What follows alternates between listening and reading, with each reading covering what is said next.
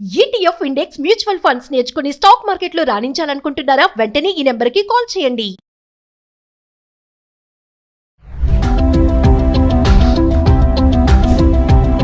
నమస్తే, welcome back to Suman TV.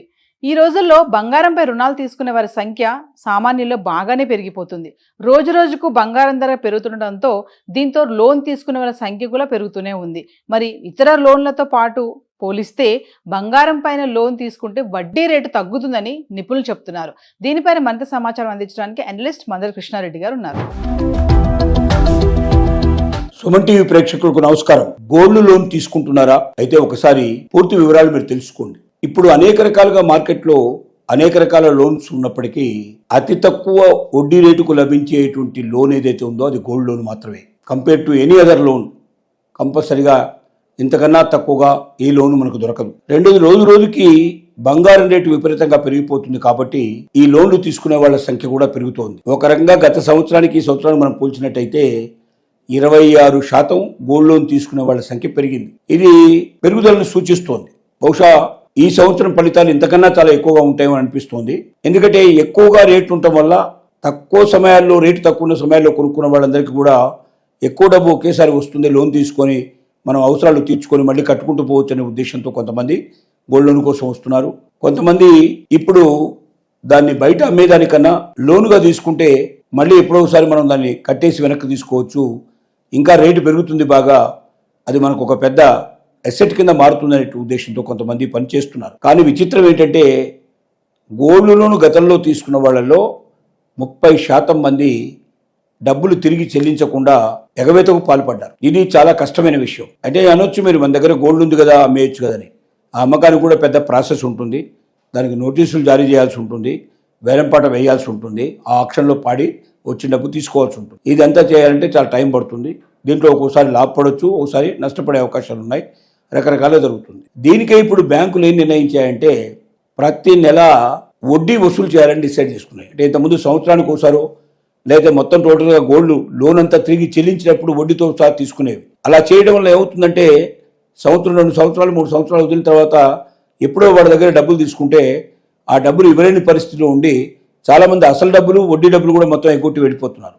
అప్పుడు గోల్డ్ని మనం వేలం వేసినా కూడా అప్పటి రేట్ల ప్రకారంగా ఆ ఇచ్చినటువంటి లోను ప్లస్ వడ్డీ రెండు కలుపుకుంటే అది బ్యాంకులకే నష్టమయ్యే పరిస్థితి ఏర్పడుతుంది. ఖర్చులు అవన్నీ కూడా కలుపుకుంటే ఇప్పుడుగా జరుగుతుంది. వీటికన్నా మొదటి నెల నుంచి వడ్డీ వసూలు చేయడం మొదలు పెడితే ఎవరైతే వడ్డీ సక్రమంగా కడుతున్నారో వాళ్ళు ఖచ్చితంగా అసలు కూడా కట్టి తీసుకుంటారనే నమ్మకం, విశ్వాసం పెరుగుతుంది. అలా కాకుండా వారు మొదట్లోనే మంత్లీ ఇచ్చేటువంటి వడ్డీనే ఎగ్గొట్టడం మొదలుపెట్టారంటే వాళ్ళని అనుమానించి వాళ్ళ దగ్గర నుంచి మొత్తం రికవర్ చేసి వాళ్ళ గోల్డ్ వాళ్ళకి ఇచ్చేసి మా లోన్ మొత్తం అమౌంట్ మాకు కట్టండి అని చెప్పి కూడా డిమాండ్ చేయడానికి అవకాశాలు ఉంటాయి. ఇది ఒక మంచి అవకాశం బ్యాంకులకి. రెండోది, రిజర్వ్ బ్యాంక్ ఆఫ్ ఇండియా చేసిన కొత్త నిర్ణయాల ప్రకారంగా ఇంతకుముందు గతంలో 2-3 సంవత్సరాల వరకు కూడా ఎంత కావాలంటే అంత లోన్ తీసుకున్న తర్వాత బంగారాన్ని విడిపించుకోకపోయినా ఇబ్బంది లేకుండా ఉండేది. దానివల్ల ఏంటంటే చాలామంది ఈ దేశం విడిచిపెట్టి వేరే దేశానికి వెళ్ళిన వాళ్ళు కానీ, లేకపోతే చనిపోయిన వాళ్ళు కానీ, ఇలాంటి వాళ్ళు ఎవరు కూడా దాన్ని తీసుకోవడానికి ముందుకు వచ్చేవాళ్ళు కాదు. దానివల్ల కొన్నిసార్లు బ్యాంకులకు లాభాలు వచ్చాయి, కొన్నిసార్లు నష్టాలు కూడా జరిగాయి. అలా కాకుండా ఇప్పుడు ఏం చేస్తున్నారంటే సంవత్సరానికి ఒక్కసారి మొత్తం డబ్బులు కట్టేసి బ్యాంకులో ఉన్నటువంటి మొత్తం బంగారం బయటికి తీసుకొని మళ్ళీ కావాలంటే కొత్తగా డిపాజిట్ చేసి మళ్ళీ కొత్తగా లోన్ తీసుకోవచ్చు. కానీ కంటిన్యూస్గా మాత్రం సంవత్సరం తర్వాత ఎవరు బంగారం కూడా అక్కడ ఉంచడానికి వీల్లేదు. నెల వడ్డీ కట్టాల్సిన అవసరం ఉంది, సంవత్సరానికి ఒకసారి క్లియర్ చేయాల్సిన అవసరం ఉంది. తద్వారా మొండి బకాయిలు ఎక్కువగా రాకుండా చూసుకోవడానికి అవకాశాలు ఉంటాయనేది బ్యాంకు వారి నమ్మకం. ఇలాగా దీంతో పాటుగా ఇంకా కొన్ని మార్పులు చేర్పులు బ్యాంకు లోన్లలో తీసుకొస్తున్నారు. బంగారం వడ్డీ లోపల బంగారం వడ్డీని లెక్కగట్టడంలో కూడా, అంటే ఎవరైనా 2.5 లక్షల రూపాయల లోపల వాళ్ళు లోన్ తీసుకునేటట్టయితే వారు పెట్టిన బంగారంలో 85% వరకు ఇస్తారు. అలాగే ఒకవేళ వాళ్ళు 5 లక్షల రూపాయల లోన్ తీసుకునేటట్టయితే 80% వరకు లెక్క కడతారు.